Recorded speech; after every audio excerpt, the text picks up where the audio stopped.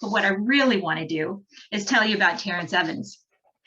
He is a partner in the San Francisco and Los Angeles offices of Duane Morris, where he serves as the co-leader of the firm's banking and financial services practice.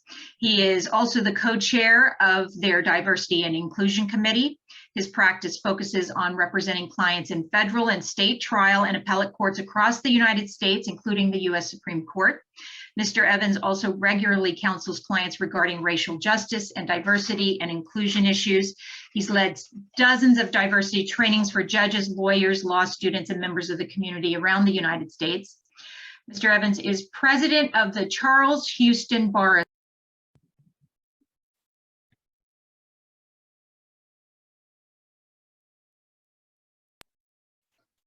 Thank you. Where did I leave off? You mentioned president of Charles Houston. Thank you. He is the president of the Charles Houston Bar Association, the oldest Black bar association in California. He is a co-founder and co-chair of the California Lawyers Association Racial Justice Committee. He's co-chair of the American Bar Association Diversity and Inclusion Committee. He is the first Black man elected to serve as a statewide representative to the board of the California Lawyers Association. He appears frequently on national and local television and radio discussing issues ranging from the United States Supreme Court and California courts to important legislation and civil rights issues. You can find him on YouTube, Instagram, LinkedIn, and Twitter.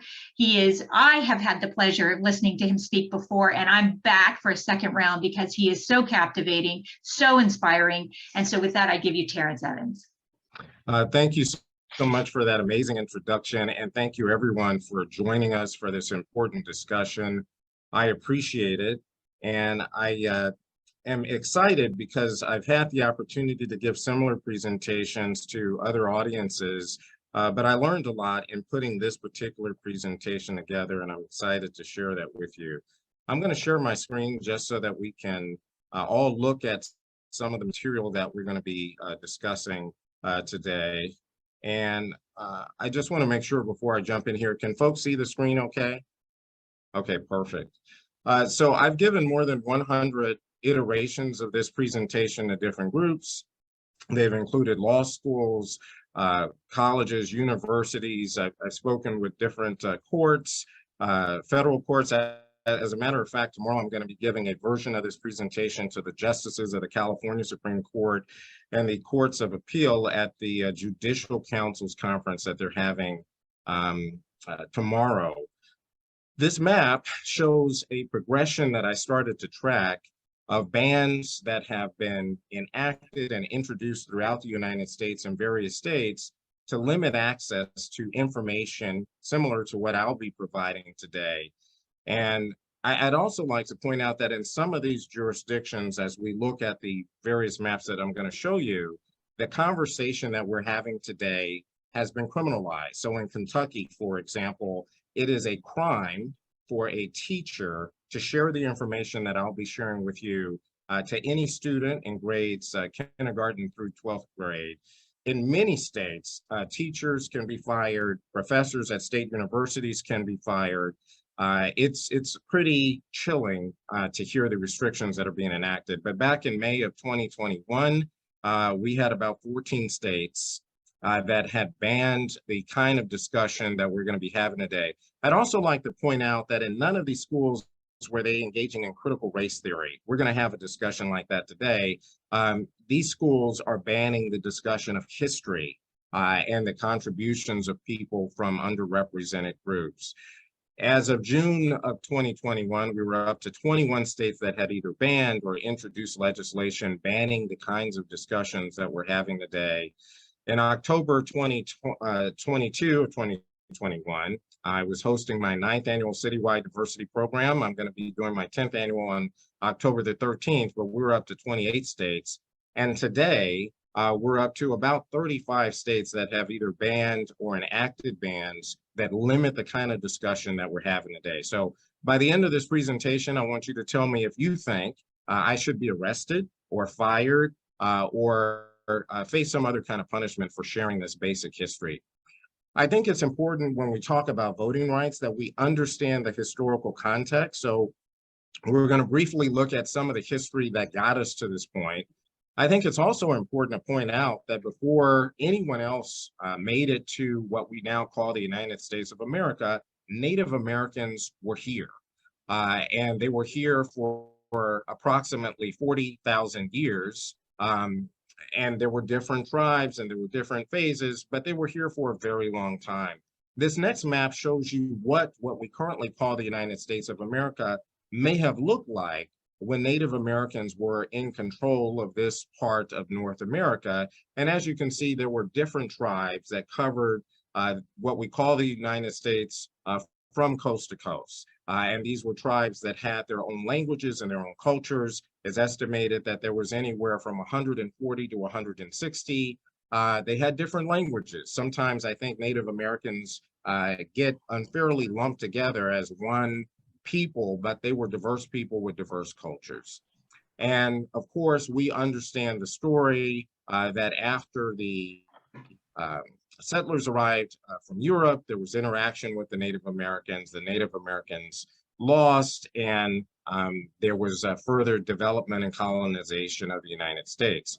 One thing I also wanted to point out as we're looking at this history, Christopher Columbus did not discover America. I think most people in California public schools know and understand that.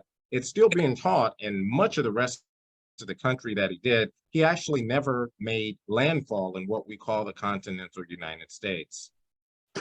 As Europeans began to settle and colonize what we call the United States, they needed labor. They needed some folks to help them to work the land, to help them build this country.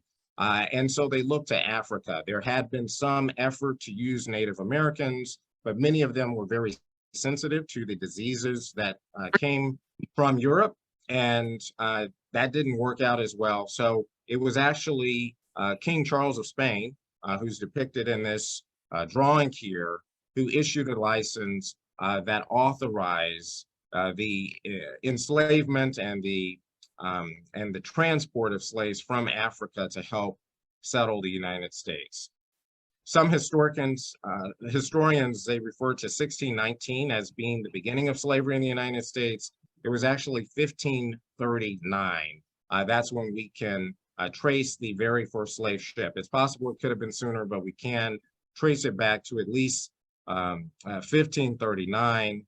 And the whole purpose, again, was to bring this labor to help them work the land to establish communities here. When we think about slavery, some folks wonder, how did these folks get here? There was, as some people will say, slavery that existed in Africa, but it was not the plantation slavery that was developed here in the United States and much of the New World. These drawings here show how the slaves were forced from their homeland to the coast where they were to board ships.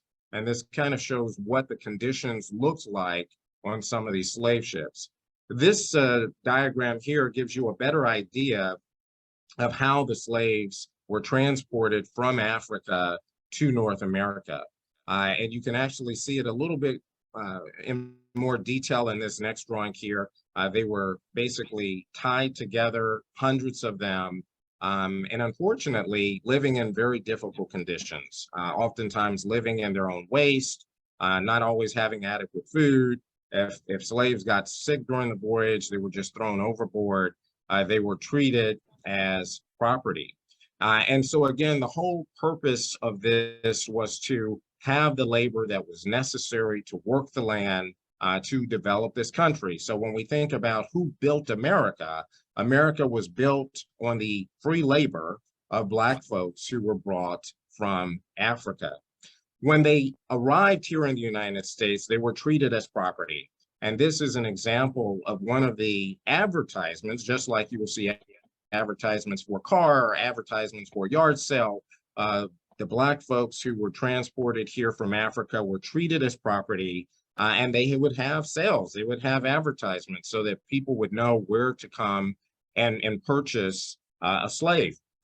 It forced the separation of mothers from their children, fathers from their children and their wives. They had no right to be together as a family. So it essentially resulted in the destruction of families through this system of slavery that we had here in the United States. In this depiction, we see a mother and her daughter, and oftentimes they were not sold together, they were sold separately. When folks would purchase slaves and they were inspecting slaves, as depicted here in this image, they would want to inspect the property. So it's almost similar to a used car. When you want to get a used car, you typically want to have a mechanic check that car out to make sure it's in good working condition. And so similarly, folks who wanted to buy slaves, they would inspect their property because they were not treated as humans, so that they would see what they were buying and what they were getting. This now kind of fast forwards us to a period in American history where you had folks who started to think more about the importance of having representation. So when we're talking about voting rights, we're talking about accountability and representation. If you vote for your elected representatives, they are accountable to you if they want to stay in office. And so we had reached a point in colonial history where many of the colonists became frustrated that they didn't have adequate representation in the British Parliament. And so this kind of takes us to the Boston Tea Party that I'm sure many of you heard about in school, where there was frustration about the taxes that were being levied on the colonists, but yet they had no representation of any significance in the British Parliament. And so there was this rebellion, and the rebellion was reflected in the Boston Tea Party.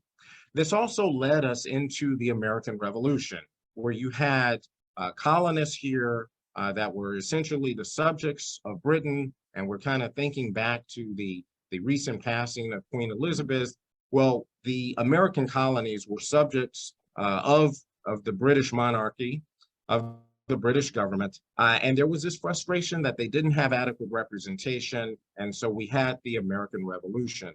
But as the founding fathers began crafting what the representation of the citizens of what would be the new United States would look like, a lot of it was focused on the males who were putting this together, the men who were putting this together. There was really no consideration about extending any rights to women or people of color, or even white men who did not have property.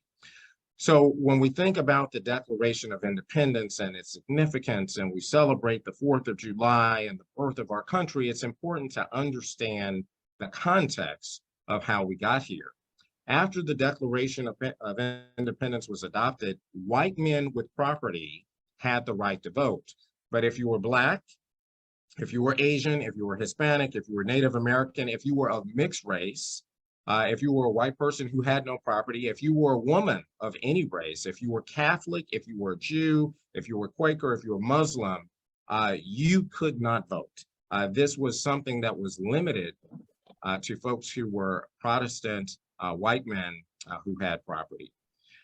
It's important also to understand that the words voting, vote, voter, suffrage, none of that appeared anywhere in the Declaration of Independence. And again, it was very male focused. So one of the famous lines from our Declaration of Independence, we hold these truths to be self-evident, that all men are created equal.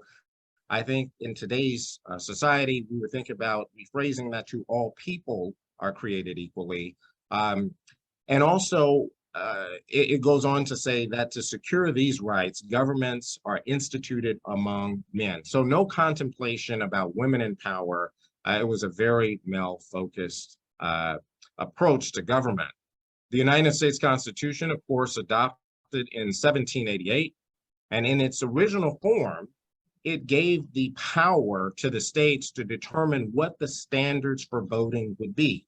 So there was no federal prescription, if you will, for voting requirements in the original Constitution. All of that was left to the states. And under that system, most of the states only permitted white Protestant males who owned property who were older than 21 to vote. We also got the establishment of the Electoral College. As the Constitution was being debated during the Constitutional Convention, and they were trying to figure out what language would go in there, An issue that came up would be, what do we do with the 4 million or however many million plus slaves that exist mostly in the South? How do we treat these Black folks, and how do we account for them when we're trying to determine representation in the House and the Senate? It's all based on population. And so ironically, it was the northern states that argued that because Black people are treated as property, they should not count as full for purposes of determining representation in Congress. And so it was the northern states, which were the abolitionists who were, fighting to end slavery, fighting for opportunities for the Black folks who were enslaved, who came up with the argument that Black people should not count as full people for the purpose of determining representation. So ultimately, the compromise that appears in Article 1, Section 2, and by the way, folks, it's still there. That has not been abolished. There have been efforts to get rid of that provision in the U.S. Constitution. All of those efforts have failed. So you pick up your Article 1, Section 2 of your Constitution, you can Google it, it's still there. And it still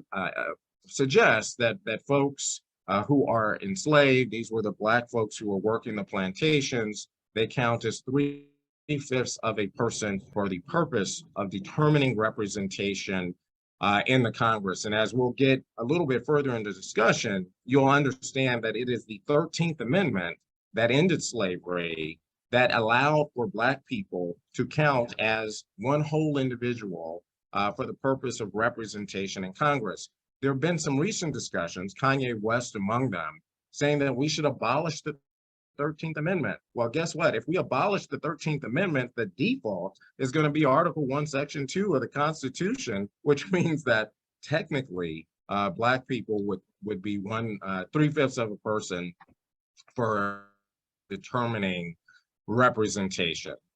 We're now going to take a look at how voting rights developed over time following the adoption of the Constitution. So as of 1830, many states had dropped religion and property ownership requirements for determining who could vote. So basically, voting rights by 1830 had been expanded to include almost all white men. So even if you didn't have property, if you were a white man, you could vote in most of the states by 1830. As of 1868, by that time we had adopted the 13th Amendment and the 14th Amendment, and it recognized African Americans as citizens, but it only gave Black men the right to vote. So I think there's a misunderstanding sometimes when the 14th Amendment is discussed. Oftentimes people will say that it gave Black people the right to vote. That is not correct. It only gave Black men the right to vote. Black women still did not have the right to vote in this country. And it wasn't just Black men. It was men of other descent also could not vote. So if you were Asian, if you were Hispanic, if you were Native American, as we get further in the discussion, the 14th Amendment did not give them the opportunity to vote. California was among those states that did not consider the 14th Amendment as extending to anyone else other than Black men. The 15th Amendment recognized that freed slaves and other African Americans, again, we're only talking about men, had the right to vote. It prohibited state and local governments from denying them the ability to vote. And again, just to clarify here, 14th Amendment, it conferred citizenship. 15th Amendment, the right to vote limited to men. As we get a little bit further along, I think it's important to point out that we also had the rise of the Ku Klux Klan during this period of time of enfranchisement of Black men and the citizenship being extended to Black people in this country. You had the rise of the KKK, which essentially pushed back on this notion that non-whites could, of course, a lot of terror that was taking place that we'll discuss a little bit more as we get into the presentation.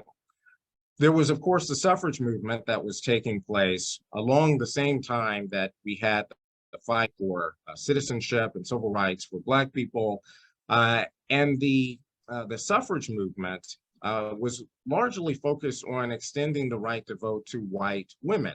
There were a number of Black women who participated in the suffrage movement as well, but some of the concern was that if we include Black women and other women of color in this discussion about extending the right to vote to women, that it would make it more difficult. So women of color, Black women in particular, were kind of pushed aside to clear the way for white women to have the opportunity to get suffrage. And of course, when the 19th Amendment was passed, it gave white women the right to vote. And many times in our discussions of history, we will say that women got the right to vote, but it was only white women. If you were Black, if you were Hispanic, if you were Native American, if you were Asian, you did not get the right to vote when the 19th Amendment was passed. In 1924, we had the Indian Citizenship Act, and it declared all non-citizen Native Americans born within the United States to be citizens. In 1940, Congress recognizes Native Americans as citizens. We see President Coolidge here depicted in the picture with a group of Native Americans. And it was not until 1947 that Native Americans were given the right to vote. We, of course, had in 1943, the Chinese Exclusion Act of 1882 repealed, and it gave Chinese and Asian folks the right to vote in much of the United States, and that included California, and we'll get into that discussion a bit later. 1964, Congress ratifies the 24th Amendment. It outlawed poll taxes. In this picture here, we see a gentleman collecting poll taxes. There was an effort to make it as difficult as possible for Black folks and other people of color to vote in this country. And so there were poll taxes. Essentially, you had to pay to vote. Voting was not free. And I think many of us take for granted that when it's time to cast your ballot, you go to your polling place, you vote, you leave, you do what you have to do. Back in the pre-1964 era, there were taxes that people had to pay, and if they couldn't afford to pay them, they did not vote. There were also systems set up in much of the South where they would have a jar with jelly beans, and you would have to correctly guess the number of jelly beans in the jar, and if you were incorrect, you couldn't vote. So there were all kinds of barriers that were put up to voting. But in 1964, the 24th Amendment outlawed those poll taxes. 2 years later, the U.S. Supreme Court expanded that understanding. It's important also to understand that people gave their lives so that folks could vote. When we talk about voting and what it took to get to the Voting Rights Act and the opportunity for folks to be active participants in the democracy so that they could hold elected officials accountable, people literally put their lives on the line. So these pictures here show you the confrontation that took place on the Edmund Pettus Bridge, and it shows right before and right after this interaction with the police. You had marchers. They were all different races, Black, white, Asian, everybody came together, and they were marching on this famous bridge in Selma, Alabama. John Lewis, who passed away a couple of years ago, is depicted in the light colored trench coat that you see there on the right. And then when they would not leave, and all they wanted to do was the opportunity to vote. They just wanted the opportunity to vote and be active participants in democracy. When they would not leave, they were viciously beaten by the police. And you see over on the right, you see Congressman John Lewis. He was viciously beaten and his skull was fractured. You see another woman here who was also viciously beaten. There was no lesser punishment for women who were fighting for the opportunity to vote. You see white people here who were also fighting to create the opportunity for African Americans to vote. They were also beaten. I think it's also important to take a moment to understand that people gave their lives so that people could vote in this country, so that people could go to school in this country, so that people would have the right to go to college, the right to read, just basic civil rights, the right to be able to go to a restaurant or a hotel, things that we take for granted. And as I tried to figure out how I could best convey that people gave their lives, I thought the best way to do it would be to show you pictures of people who actually died so that people who look like me, people who look like other people of color could vote. So we have here May 7th, 1955. In Mississippi, you had the Reverend George Lee. He was one of the first Black people registered to vote in his county. It upset a number of white officials, and he was murdered because he was trying to register Black people to vote. So that gentleman you see in the top picture, he was murdered for trying to register people to vote. The next gentleman that we have here is Lamar Smith. And August 13th, 1955, he was shot dead on the courthouse lawn. And again, he was trying to create opportunities for Black people to vote.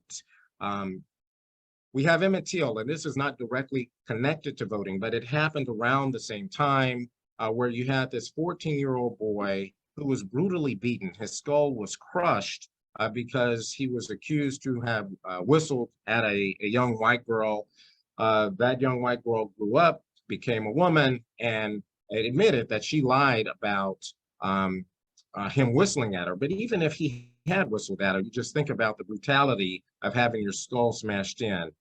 We had another gentleman, John Earl Reese, couldn't find a picture, only 16 years old, but he was also killed as part of this effort to terrorize people who were fighting for civil rights and the right to vote. We have Willie Everts Jr. here.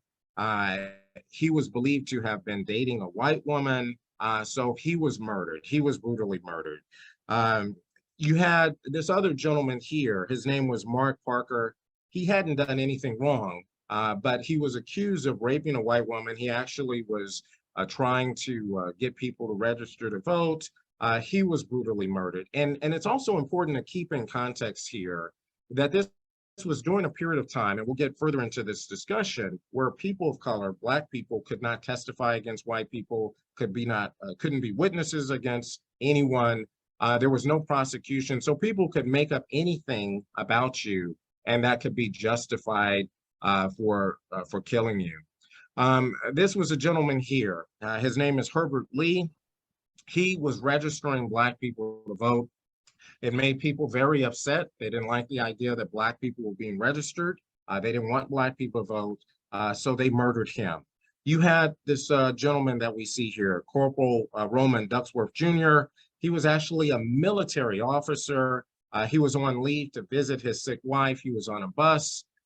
People didn't like that they had a Black person on the bus. During this period of time, Black people had no right to use public transportation. He was ordered off the bus, and he was murdered because people thought he was a freedom rider. Freedom riders were people who traveled throughout the South registering people to vote.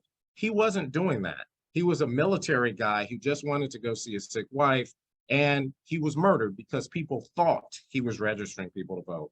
There were a lot of white people who gave their lives to create opportunities for Black people and other people of color to vote. We have Paul Guihart. He was a reporter for the French news service here, and he was murdered by people who thought that he was part of some effort to get folks registered, and he actually wasn't. He was just a reporter. You had a white postal worker here. We have William Lewis Moore. He had planned to deliver a governor to the, he had planned to deliver a letter to the governor of Mississippi, trying to urge him to create opportunities for Black people to vote and Black people to go to school and Black people to go to restaurants. He just wanted all of the discrimination and racism to stop. And just because he mentioned that he wanted to send a letter to the governor, he was murdered. You had Medgar Evers, who was a civil rights leader. He was murdered for registering people to vote in Jackson, Mississippi. He was murdered by a sniper in front of his family in his front yard as he got out of his car. You had these 4 young Black girls, Adie Mae Collins, Denise McNair, Carol Robertson, Cynthia Wesley. They were murdered because their families were involved in the effort to create opportunities for people to vote and people to go to school. You had Virgil Lamar Ware, 13 years old. He was murdered by a group of segregationists who did not like the efforts that were being made by members of his family to create opportunities for people to vote, for people to be able to go to public accommodations and restaurants and schools. Didn't like it. They murdered him. You had a gentleman here, Lewis Allen, who witnessed the murder of a civil rights worker. And he hadn't done anything else other than witness the murder. He had been threatened numerous times that if he gave any testimony about this murder that he witnessed of a civil rights worker, that he would be killed. He was actually trying to flee, and he did not get very far, and he was murdered for witnessing civil rights murder. We had the Reverend Bruce Plunder.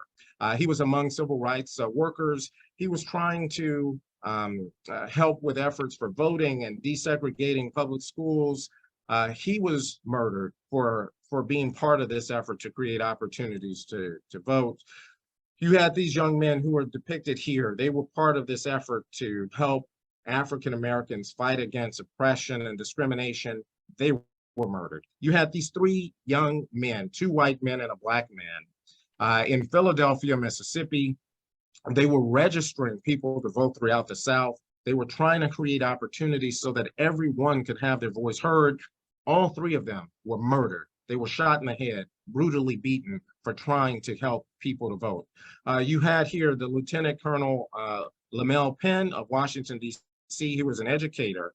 He was shot and killed by a Klansman simply for being Black. He hadn't done anything.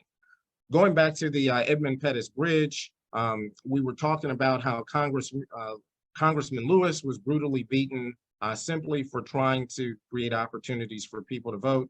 This young man here, a college graduate, he was there. He was part of this effort to just march peacefully so that people could raise awareness about the need to be able to vote and participate in American society. He was murdered because he just wanted to vote. You had the Reverend James Reed. He was a minister, and he had organized a number of white clergymen to help support marchers who were fighting for the right to vote, and he was murdered.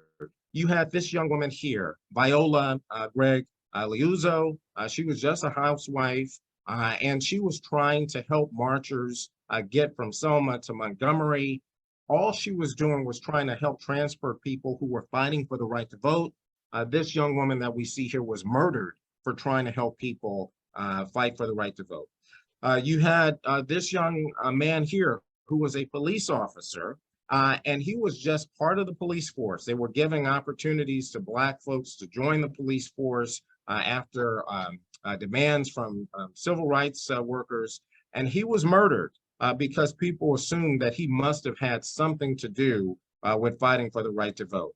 We have Willie Brewster, we have Jonathan McDaniels, we have Samuel Young, we have Vernon Dahmer, we have the Reverend Chester White, we have Clarence Triggs, we have Warless Jackson, we have Benjamin Brown, we have Samuel Ephesians Hammond Jr., Delano Herman Middleton, Henry Ezekiel Smith, and of course, the Reverend Dr. Martin Luther King. We could go through hundreds of people. If you go to the Civil Rights Museum in Memphis, Tennessee, they actually have a wall of people who gave their lives for the right to vote. And when I saw it, I was just there 2 months ago for the National Bar Association convention. I actually got emotional because you see that hundreds of people, Black people, white people, Asian people, Hispanic people, died just because they wanted the right to vote.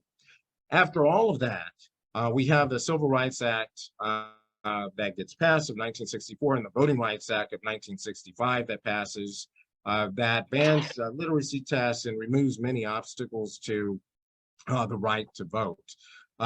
We also have 18-year-olds who get the right to vote in 1971, and we have voting rights that are continually expanded to different groups. Included amongst those who are fighting for the right to vote are disabled people. And so we have in 1982, the Voting Rights Act is amended to extend guarantees to Americans with disabilities. You would have voting locations that were inaccessible to people with wheelchairs and other disabilities.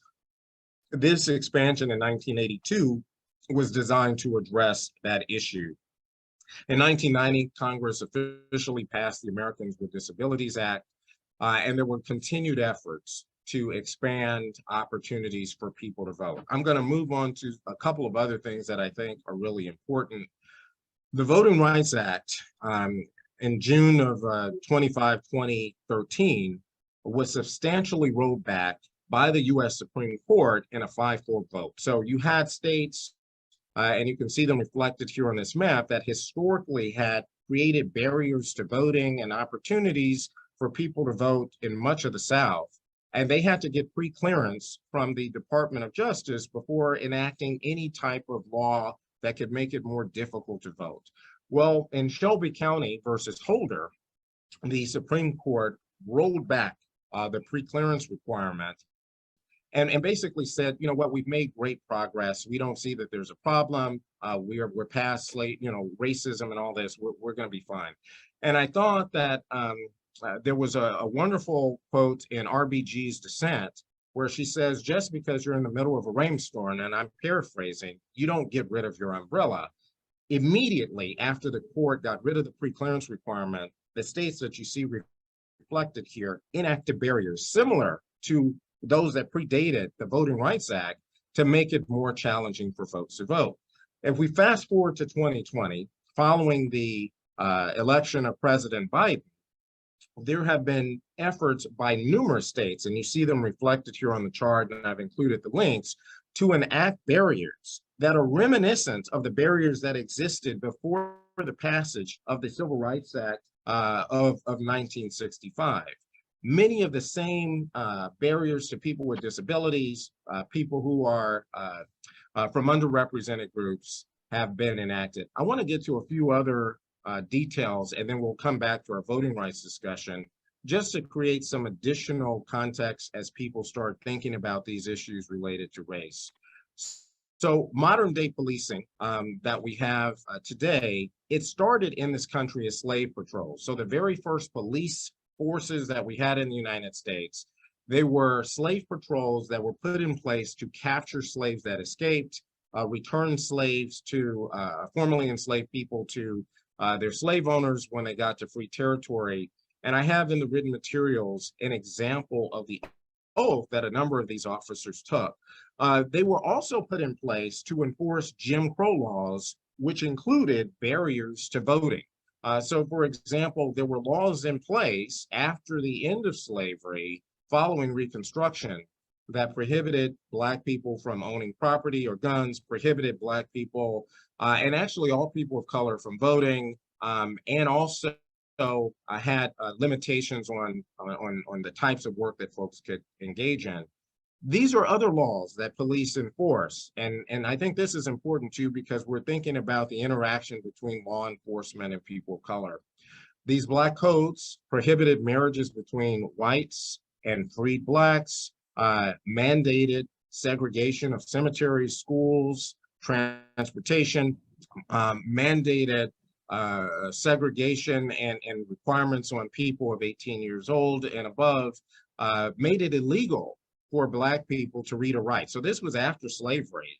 You had many states that made it illegal for Black people and other people of color to learn how to read or write, prohibit them from owning property, other things like that. So as we move to the present, there has always been this difficult interaction between communities of color and the police, starting back with slavery, starting with the enforcement of Jim Crow laws that has created this tension between these communities.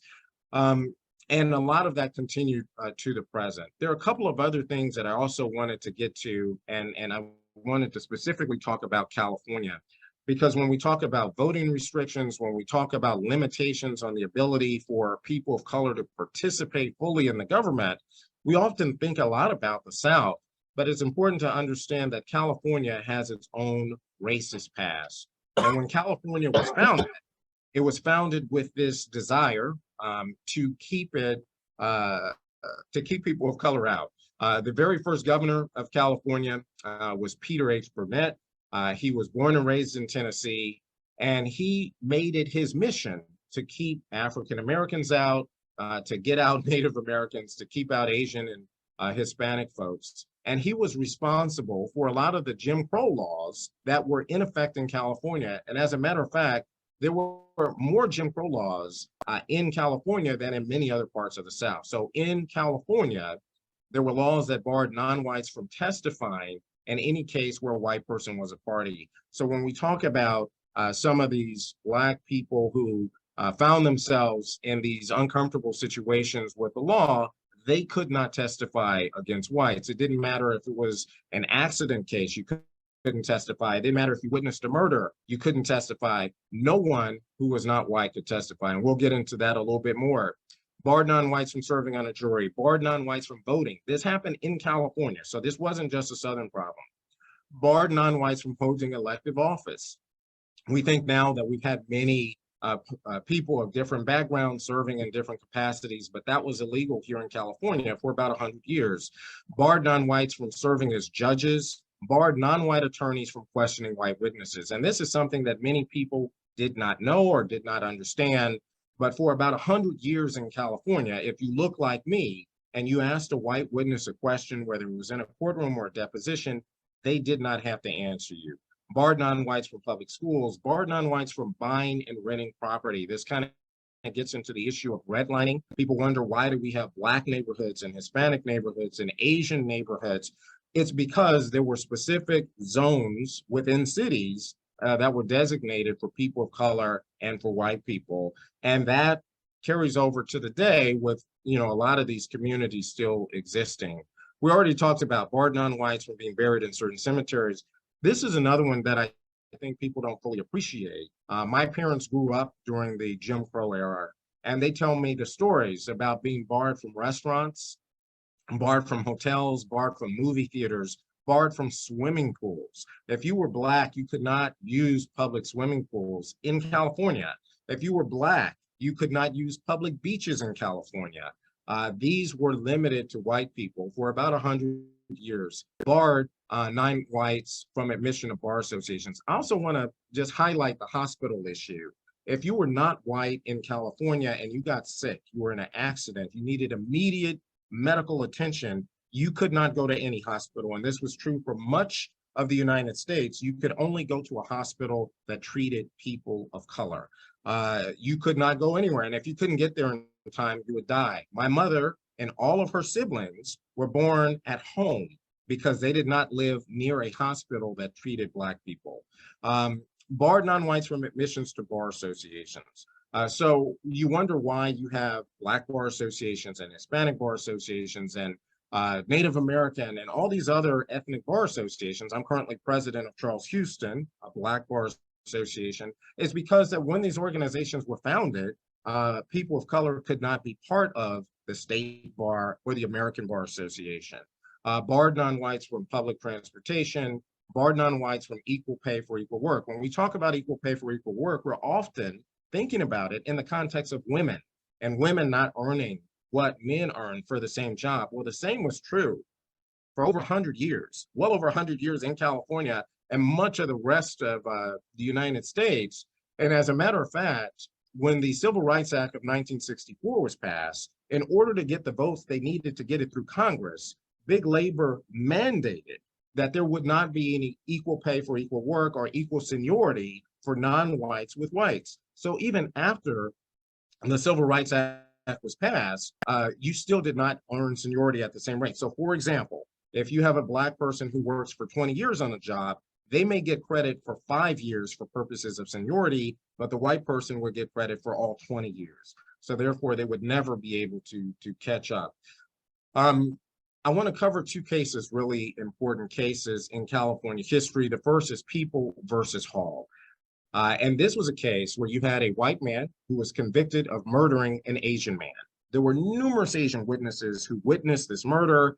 They raised their hand, they testified, they said, we saw him murder our friend. There's no doubt about it. The white man was sentenced to death.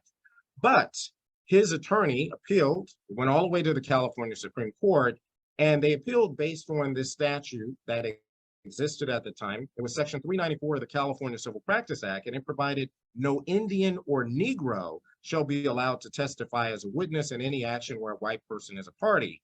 And the attorney said, hey, wait a minute. My client is, my client was testified against by an Asian person. And even though the statute doesn't mention Asian, we believe the term Negro should be a catch-all for anybody who isn't white. So the California Supreme Court struggled with this. The Chief Justice of the California Supreme Court at the time, his name was Hugh C. Murray, the youngest California Supreme Court justice ever. He's depicted here, 27 years old. He came up with the idea that yes, the term Negro is a catch-all phrase for anybody who isn't white. And so therefore, it doesn't matter that the statute doesn't mention Asian. Anyone who is not white cannot testify in any case where a white person is a party. Therefore, all of these witnesses who witnessed the murder are deemed incompetent, and the white man who had been sentenced to death for the murder goes free. The people in the Asian community in California at the time were outraged. They're like, what the heck are you talking about? We witnessed this murder. You can't have this type of policy. That means that anybody who's white can kill anybody who's Asian and get away with it. They already could kill anybody who is Black or Hispanic or Native American. We can't have this type of policy. We can't have people with a license essentially to kill. And so they appealed to the governor at the time, John Bigler. He actually liked the decision by the California Supreme Court. And in his reelection campaign, he campaigned on an anti-Asian platform. They appealed to members of the California legislature, said there's no way you can just allow people of color to be murdered and there's no accountability. Well, the California legislature responded, and not only did they not have any sympathy for the Asian community, they codified the whole decision into law, and they said it also applies to civil cases. So that means that in any civil case, you have no ability to testify against a white person. So if that person goes and rams your car, breaks into your house, tells you to get out of your house, I'm taking your house, I'm taking your business, I'm taking everything you own, there was no way to fight back. And that happened all throughout California. People versus Zelia was another important case. This case dealt with whether or not a person who looks white but has dark features, if they can testify in a case, are they deemed competent? And in this case, you had a white criminal defendant. He was convicted of first-degree murder. A Turkish man who had Caucasian features but dark skin witnessed the murder. And so the issue for the California Supreme Court is what makes somebody incompetent to testify? Is it the color of their skin or the features or a combination? So to make a long story short, the California Supreme Court said that if you have Caucasian features and dark skin, say you go out and get a nice suntan, you don't lose your white privilege. But if you have African features and you happen to be light-skinned, you don't get white privilege. So in this case, the Turkish man was deemed to be sufficiently white because he had Caucasian features. There were incremental efforts after those cases to repeal some of those injustices, but it took over 100 years to do that in California. I'll cover a couple of other issues and then we'll create some opportunity for questions. And I know it's a lot of material that we're going through fast, and I do encourage people to look at the written materials. So the question here is, what are reparations? We briefly talked about slavery. We briefly talked about the disenfranchisement of Black people and other people of color. But what are reparations? And it's essentially a system to redress the past wrongs. You had Black people who worked for 300 plus years as slaves for generations, not getting any compensation for that. And then after that, for another 100 years, working as slave croppers, sharecroppers, which essentially was another form of slavery. So 400 years, but they never received any reparations. Reparations have gone to Native Americans. Obviously, it didn't completely make them whole, but we're familiar with reservations. Reparations went to Japanese who were forced to live in internment camps. Also, reparations went to some Jews. But Black folks are the only group that never got any reparations. However, it was contemplated. So we go back to President Abraham Lincoln, and he is not only was active in trying to end slavery for the benefit of preserving the Union, not necessarily because he didn't agree with the institution of slavery. He was trying to find a way to preserve the Union. And he had this idea, and he discussed it with leaders from the Black community to provide former Black slaves with 40 acres and a mule. So you imagine you worked hundreds of years, you have nothing to show for it, you have no place to go, you have nothing. But to help Black folks get on their feet, Abraham Lincoln was behind this plan to provide Black families with 40 acres and a mule to kind of get them started. Unfortunately, when he was assassinated, this plan died with him. So the Black community suffered substantially when Abraham Lincoln died because his plan to give them reparations died with him. His vice president, who was a Southerner, Andrew Johnson, canceled that completely. And not only did he not give anything to help the Black families get on the feet, he did the opposite. He helped a lot of the slave owners get reparations because he said that they had lost their property. A lot of Black families, as I mentioned, following slavery were forced to work as sharecroppers. My grandparents also were forced to work as sharecroppers. A couple of other facts that I just want people to be aware of, that's the Homestead Act. It was the greatest generator of wealth in American history. Basically, hundreds of millions of acres were given by the federal government to people so they could start their lives and they could develop the middle part of the country. 99% of the benefits of that went to white families, and many of them were immigrants from Europe who moved here specifically to take advantage of that program. Black people were specifically excluded, as were every other race of people. 270 million acres were given out, and folks were just completely kept out of that who were not white. The New Deal. Many people think about FDR and the New Deal and all of these amazing social programs. What people are often not aware of is that Black people and other people of color were specifically excluded from the benefits. You had about 1.2 million Black people who served in World War II fighting bravely for this country. But when they came back to take advantage of some of the social programs that FDR created, they were excluded. And it was done this way in the way that the programs were administered. So the GI Bill, it provided the former soldiers to have the opportunity to have money to go to college for themselves and their children. It provided them with money for down payment so that they could buy a house. It provided them with money so that they could start a business. It also gave them money for living expenses while they were in college so that they would be able to take care of themselves and feed their families while they got an education.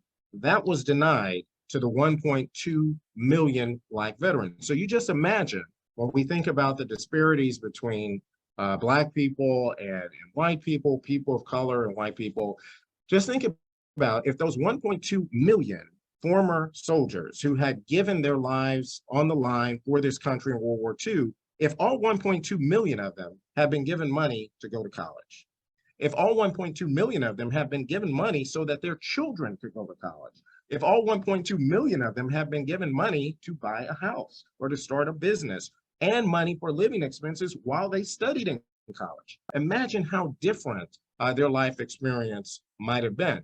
The denial of social programs also included Social Security, which was denied to about 70% of Black people. Another thing that I'll cover very briefly that resulted in a number of disparities that we see between communities of color and other communities are the massacres. And some of them they've made movies of. We've talked about Tulsa, we've talked about Rosewood, but based on my research, there's at least 31 different massacres of Black communities where everything was taken. So for example, you had Black communities that formed in spite of Jim Crow, in spite of all of the racism, and they had their own hospitals, they had their own schools, they had their own churches, they had their own businesses, they had their own everything. And then you had folks that came in and burned these down to the ground. And to add insult to injury, the Black people did not get to keep the property after it was burned down. They lost everything. They lost the structures on the property, and they couldn't call the police, they couldn't go to court, they couldn't do anything. All of this was taken away.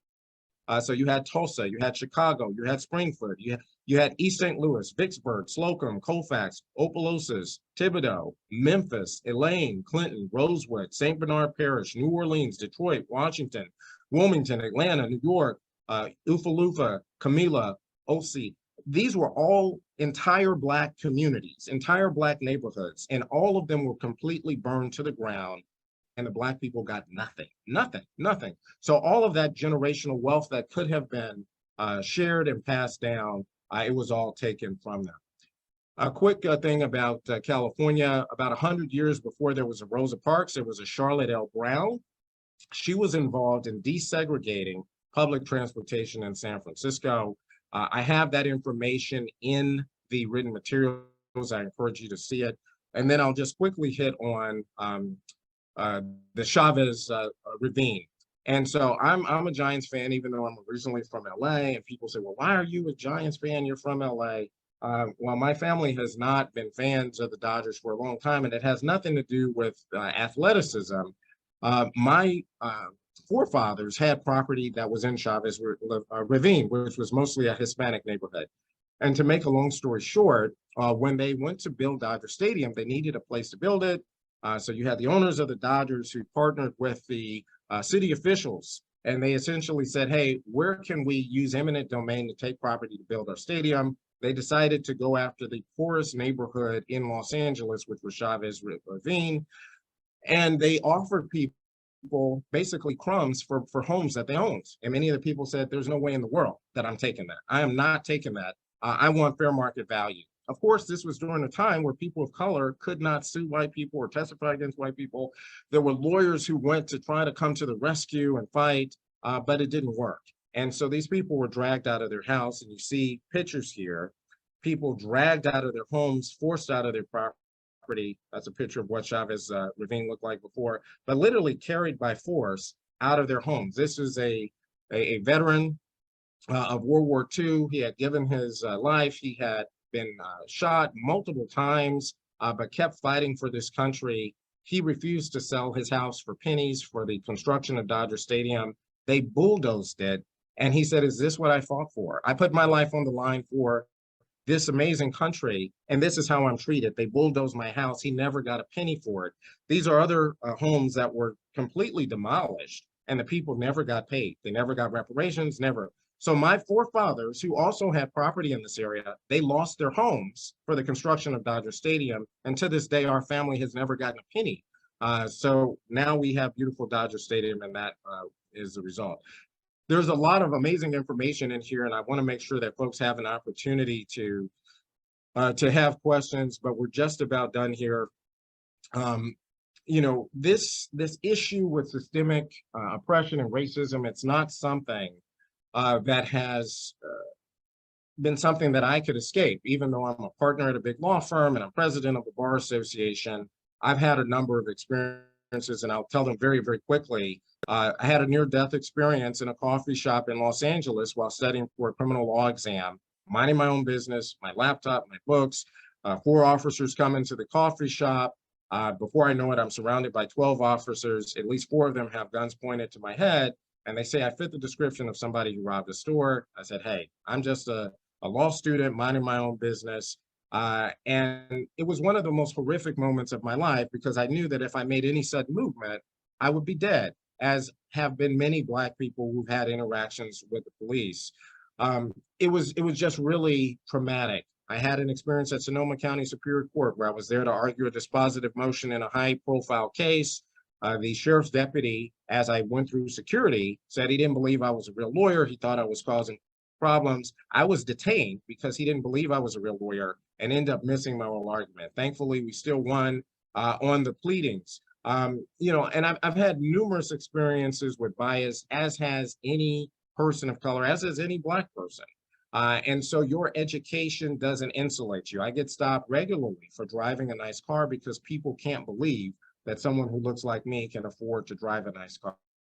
So it's this constant effort of trying to, you know, prove yourself all the time, where it just never quite makes it. I want to make sure that we get a chance to get into some of the questions, because I know there's a lot of material here. I'm just checking to see if there are any questions here. So I think it's important, as we look at voting rights, as we look at the effort to disenfranchise people, that we understand historically what has happened. There is a case that I just wanted to make sure that we get to, and I'm going to fast forward to that case. It's currently pending before the Supreme Court. It is Moore versus Harper, and I think this is one of the most important civil rights cases of our time, certainly of recent times. It's pending right now before the U.S. Supreme Court, and it involves the North Carolina legislature and this theory of the independent state legislature. And a lot of this came out of the 2020 election. But the bottom line of this case is that if a state legislature does not agree with the popular vote of their state, they will be able to nullify the popular vote and replace whoever they want to be the recipient of their electoral vote. So, for example, if it's a Democrat or a Republican or an independent that gets the majority of the popular vote in their state, they will be able to give those votes to whomever they want. And if the Supreme Court sides with the folks who are putting forth this independent state legislature theory, it would make voting meaningless, because it wouldn't matter if you got the most votes. You would still not necessarily win because of the ability of the state legislature to nullify the vote. So there's a lot that we need to be thinking of. The decision in that case will likely come down in October. And I want folks to be mindful of that. I'm going to stop the share, and I'm going to take another look at the chat just to make sure that we cover everything. Okay, let's see here. Actually, the woman did admit that it was false. So there was a recent, and this goes to Emmett Till. I'm going to just read it here. Correction, it was an adult married white woman, and she never admitted it was false. She also said he grabbed her. That was false. She still lives to this day and has a pending warrant. There was actually a recent admission that I read about in the news where she admitted that she had not told the truth. So that's something that I saw recently. At the time, she didn't, and for many decades, but there was a recent admission that I saw that it was. But I mean, I guess the larger point is that there were so many people who really put their lives on the line so that we could have basic civil rights that many of us take for granted. Just the right to go to school, the right to vote, the right to have public accommodations. And those are things that we need to really be thankful that we have and not lose sight of that. Are there any questions? I want to make sure that there's time for questions. I know I kind of raced through different parts of the presentation, but I want to make sure that folks who may have questions have an opportunity to ask any questions. And it's kind of hard for me to see the hands, so yeah. If we don't have any questions, I don't know if Jody or Heidi, if you had any final thoughts. I want to make sure that I give you the opportunity. Folks could also raise their hand. That'll move them up to the top of the board. Terrance, do you want me to take you off spotlight to give you a better view? Sure, that's fine. Okay. There we Right, go. and Terrance, we're all helping you identify if there are hands up. So there is one up now from Jonathan. Hi, Jonathan. Hi. Hey, good Jonathan. afternoon. Hey, and thank you so much for being here and for presenting that material. It was very informative. It was great. I just wanted to, as a fellow alum of the same firm, although I go way back before your time, my question to you was just, could you speak a little bit about how you have navigated the world of big law? You mentioned some of the experiences. You had a slide there with some experiences, but I'm referring to inside the walls of the law firm. How has that been for you? Do you have any words of wisdom to impart? No, I appreciate it. So I think there have been a couple of things that have been important to me in my journey of trying to navigate big law. I've been able to connect with other African Americans who have been on this journey, and that's been helpful to hear their experiences. But I've also learned the importance of not taking anything for granted and understanding that you're not going to get the benefit of the doubt. And so what I mean by that, and I tell this to a lot of young people of color who are entering the legal profession, and it actually gets to something that I didn't share and I'll just share this briefly because I think it kind of explains it. It goes to this Nexon's story. And so basically, there was and I'm just going to fast forward because I think it helps to illustrate the point. There was a famous study. It's called Written in White and Black. It's also in the written materials that I provided, where you had 60 law firm partners that were provided with an identical memo. Half of them were told that it's written by a Black young associate. The other half are told that it's written by a white young associate. And they're asked to evaluate it. The memos are identical. And what they found is that when people thought that they were looking at a memo that was written by an African American, they tended to be much more critical. You had comments where people said, hey, you know, does this person belong here? Did they get here on affirmative action? Do they really have the skills here? And when they thought they were looking at a memo that was written by a white associate, they tended to be a lot kinder. They looked over mistakes and said, you know what, this associate was probably tired. They're working so hard for the firm that they made these mistakes. And so what I figured out early on in my career is that you really don't get that type of latitude when you're a person of color. You have to always be, and nobody's perfect, obviously, but you have to always be as close to perfect as possible. You also have to really understand the majority culture and the norms in order to survive. And I've learned that the opposite is not true. So for example, for Black people and other people of color to make it, you have to understand how the majority of the white community in the professional space interact and what their expectations are and what the cultural norms are in order to survive, in order to be accepted. The opposite is not true. So all of that has been helpful. I've had great mentors who have been very supportive. And then also I had this sense that I didn't have the luxury of failing. I come from a working class background. My father was a janitor. My mother was a cook. I had to do whatever I could to make it, not only for myself, but for my family. And the fear of failure also was helpful to me. I see that Heidi's hand is also up.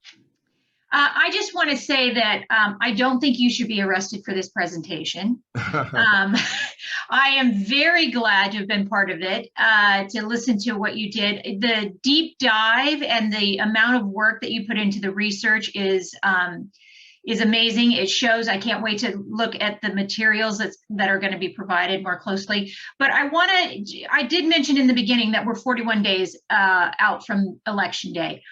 For folks here who want to help out and make sure that we continue to have the right to vote, what can we do? Well, I think, first of all, we don't want to take it for granted, right? So I know that there are polls out there that say that one side is potentially doing better and things are shifting.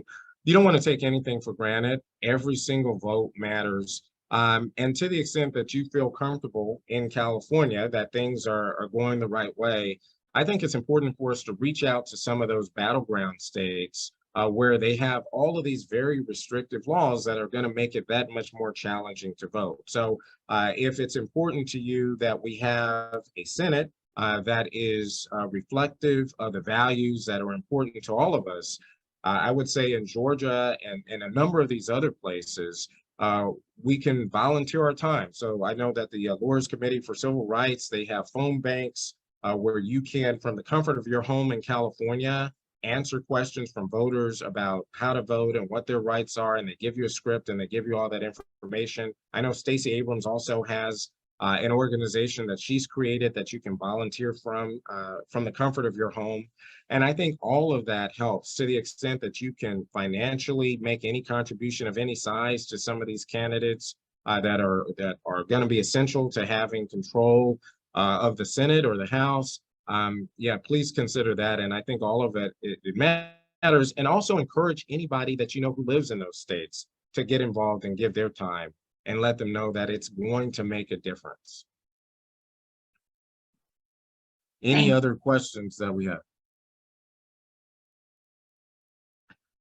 Well, I want to thank everybody for the opportunity to make this presentation. And I will check out the documentary that was referenced in the comments about whether or not that was an admission made by Emmett Till's accuser or not. But I think the larger point is there have been tremendous sacrifices for all of us to have the right to vote, to have access to everything that we enjoy and take for granted. And we need to be careful that it doesn't get rolled back, because there's certainly an effort to limit the kind of information that was shared during this presentation. Again, if I were in Kentucky and I had given this presentation to a high school class or middle school class, I would have committed a criminal offense and could be arrested. And many other parts of the country, as demonstrated on that map, this information that I shared could get me fired. But thankfully, we live in California where we have the freedom to express ourselves. And if we want to preserve this freedom, we have to vote. And we have to make sure that other people have the opportunity to vote. So that way they can hold people accountable and protect our democracy. So thank you so very much. I really appreciate the opportunity, and I'm so grateful for this wonderful conversation. Any other questions before we wrap up? I know we've got a 1:15 target time. Well, I would encourage. I was going to say, people probably say, have so much information going through their heads. I know I could listen to you all day, as I believe others on this call would agree with me. So I just think it's so much information at one point in terms of the questions. Were you going to say something else, Terrance? Yeah, I was just going to say there is a program that's happening tomorrow evening for those of you in the Bay Area at Varela. It's a free diversity program where I'll be speaking with leaders from other firms on D&I on October the 13th. I'll be hosting the 10th annual citywide diversity program for Bar Association of San Francisco. It's free, and I'll be speaking with the leaders from all of the diverse bars, the largest ones in Northern California. And then lastly, I encourage folks to come out on December 3rd, where we're going to be honoring judges and civil rights leaders at the Charles Houston Bar Association Gala in San Francisco. So all of this information is on our website. And thanks again. I appreciate the opportunity. Great. And thank you, Terrance. Please, everyone, help me. Thanks, Heidi, for giving you a round of applause. I just think you're I know a lot went into preparing this, and just the history and putting it all together created a very rich, informative, and passionate presentation that we all very much appreciated. So thanks to all of the Town Hall Committee members for supporting this and helping to organize this presentation.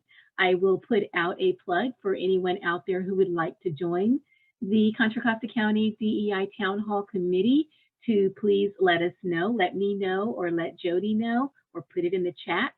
And finally, if anyone out there has ideas that you would like to hear for an upcoming town hall, please include those suggested topic areas, and that can be looked at and considered by the committee.